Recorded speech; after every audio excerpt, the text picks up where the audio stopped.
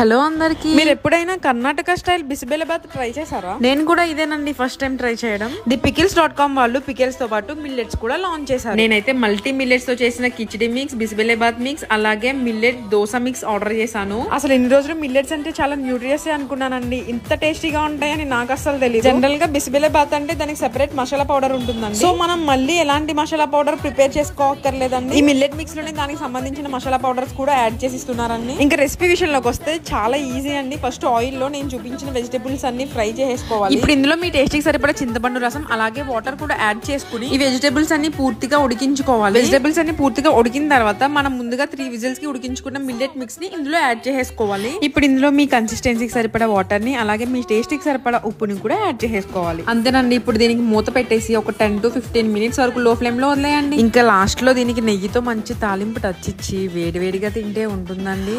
సర్లే, ఇదన్నీ ఇలానే